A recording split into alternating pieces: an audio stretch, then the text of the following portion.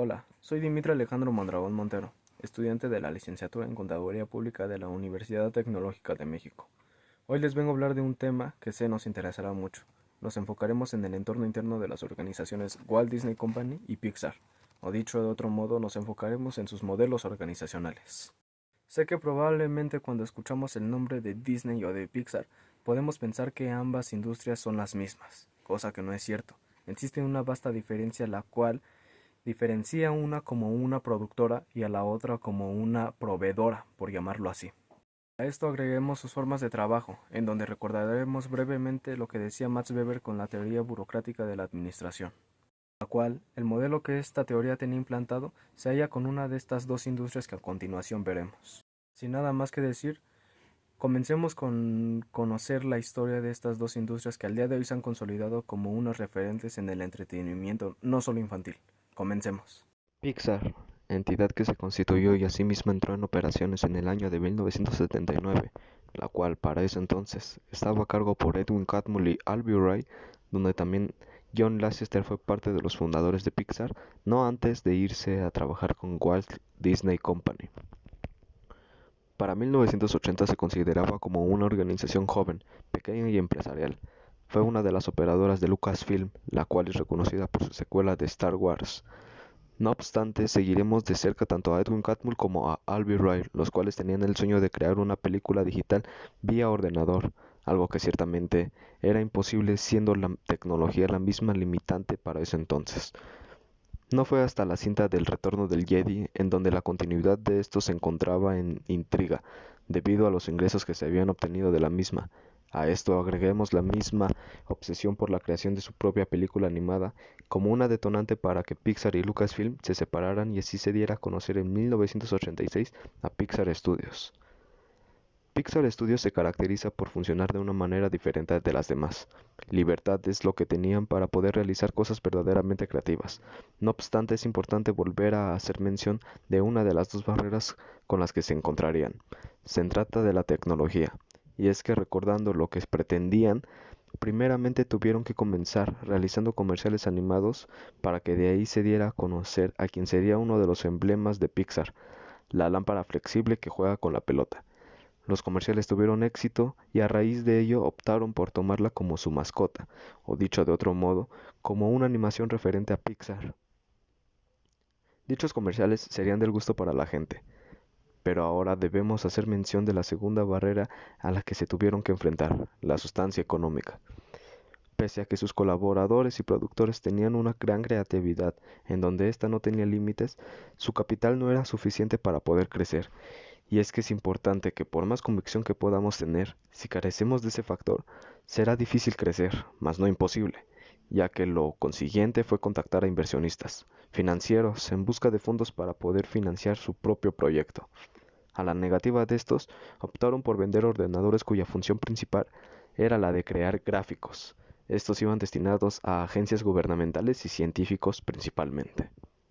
Es aquí en donde conoceremos a otro de los actores importantes, Steve Jobs, como uno de los inversionistas que debido a la convicción y espíritu creativo de Pixar, decidió invertir tan solo 10 millones de dólares, como también introducir un poco de la filosofía de Apple, la cual se basaba en ofrecer el producto al público en general. Encontraremos en ello una problemática. Las ventas bajaron debido a que no se sabía con exactitud para qué la gente utilizaría este tipo de ordenadores con las funciones que tenían. Pixar se encontraba en problemas. Steve Jobs invertiría de nueva cuenta llegando al punto de tener acciones con más valor al de los fundadores, teniendo así el control total de Pixar. Pixar captó la atención de Walt Disney Company. Fue cuando se interesó por uno de sus productos. Las computadoras de Pixar le facilitaron su trabajo. Y aquí es cuando se da un solo trato para que Pixar se encargara de realizar una película mientras que Disney fungía como un proveedor de recursos para hacer el filme posible.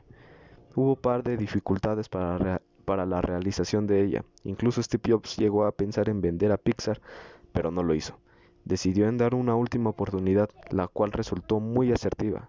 Con la película y el éxito que trajo Toy Story, hizo una buena elección al dar una última oportunidad.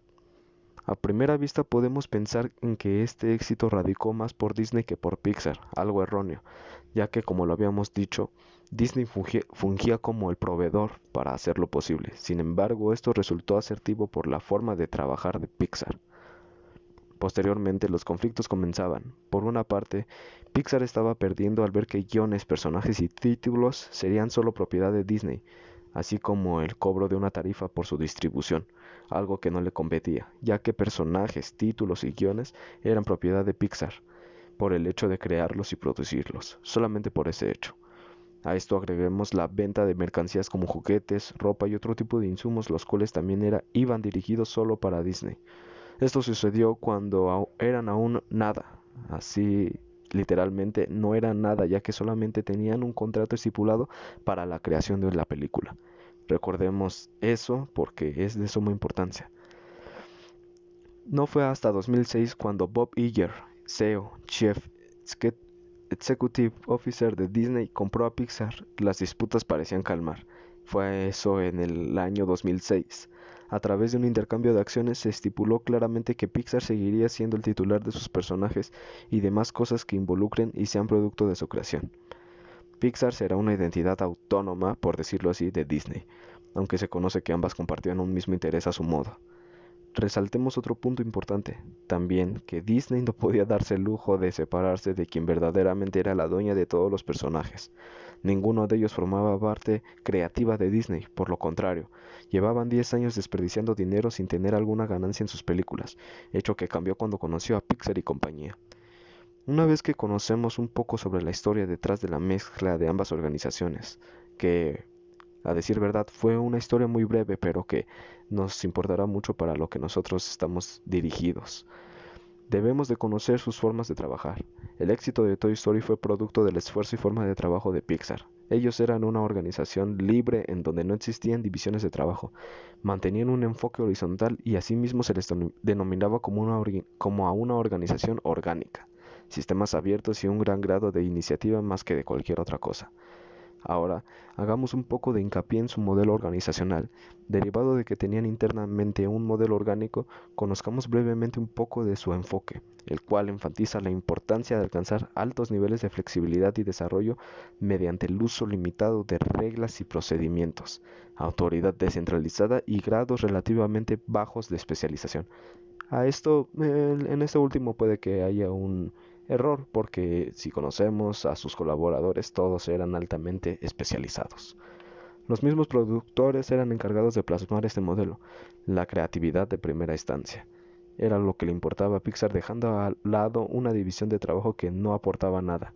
Los mismos departamentos apoyaban el trabajo uno con otro, o del mismo modo se complementaban. El empoderamiento de las personas y demás trabajadores tenía un valor de creatividad no limitado.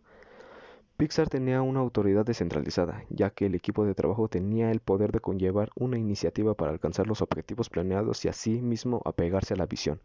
Este modelo no suele usarse a excepción de casos en los que la empresa necesite más de los propios trabajadores que de sus directivos, trabajadores los cuales nos llevarán al objetivo con el grado de eficacia y eficiencia planeado.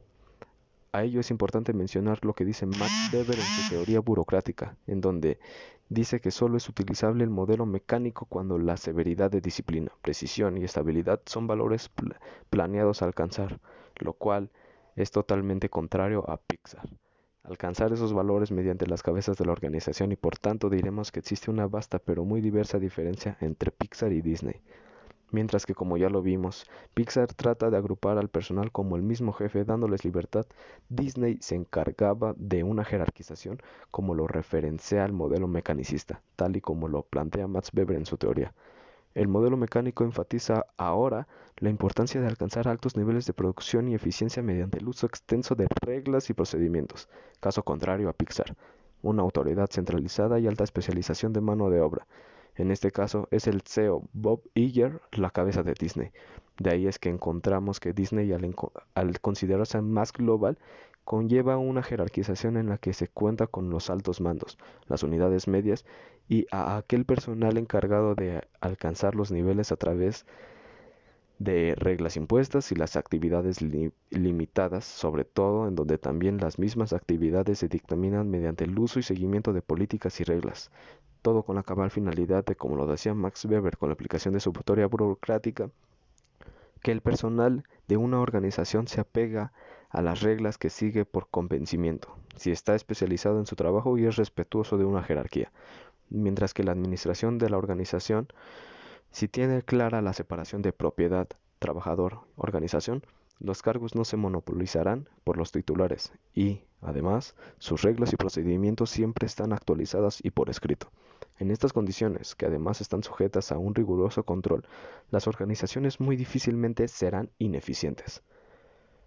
Ambas se han consolidado hoy en día como líderes en entretenimiento no solo de niños. Los adultos se han adherido a este rubro, por lo que una vez que conocemos quién es la dueña y quién es la proveedora, por decirlo así, en la producción de un filme podremos diferenciar del mismo modo cómo es que la flexibilidad radica con gran diferencia en una que en otra.